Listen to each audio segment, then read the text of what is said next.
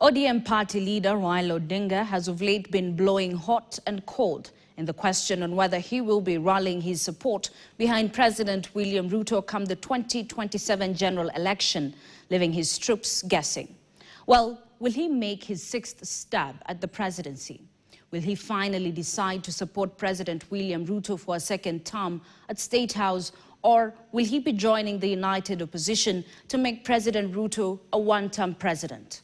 Our senior political affairs reporter, Chris Thairu, looks at the options that ODM party leader Raila Odinga has on the table ahead of the 2027 general election.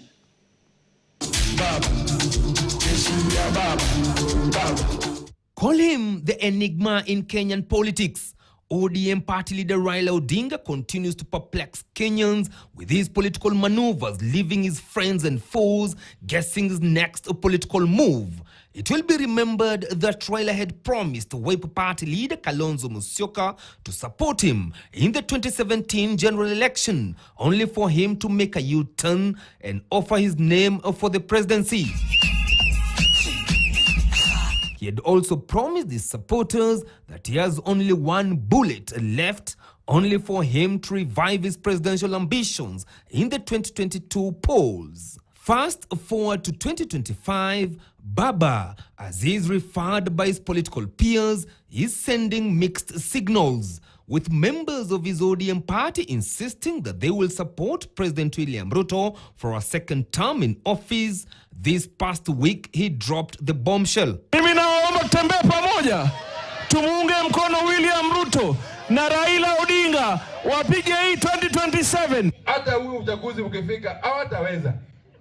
Watabwagwa asubuhi na mapema. We are ODM. Who's told you that ODM will not have a candidate in 2027? Who has told you? So, which are Raila's options come 2027?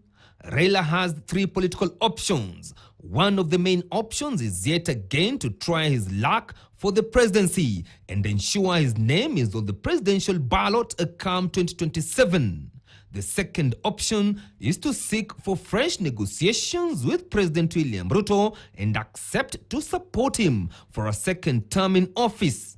While the third option is to accept to join the united opposition and support one of the leaders in the opposition.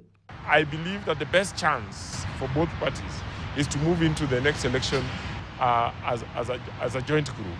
I respect Raila Odinga, but I think those who are trying to urge him to run against President William Ruto are not necessarily people who are interested in his welfare. What has been happening with Raila Odinga is that Raila has lied throughout his life. He has cheated the Kenyans totally, and they have accepted to be cheated because they never understood him.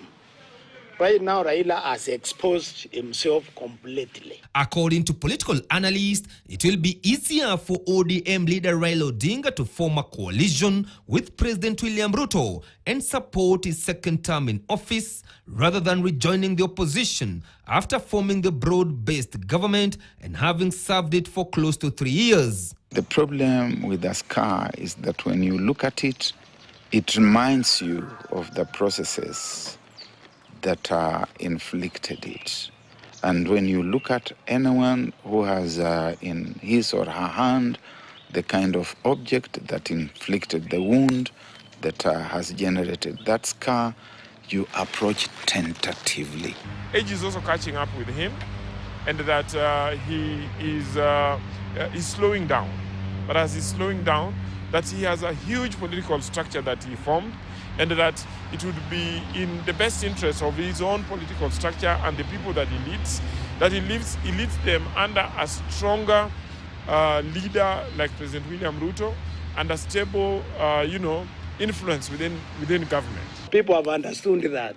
People know that Raila also has never really wanted to be president. If he wanted to be president, he would have been president a long time ago.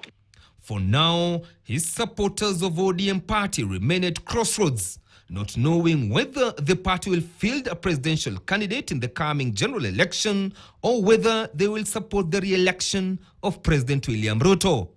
Chris Dairu, KTN, Nairobi. Meanwhile, the united opposition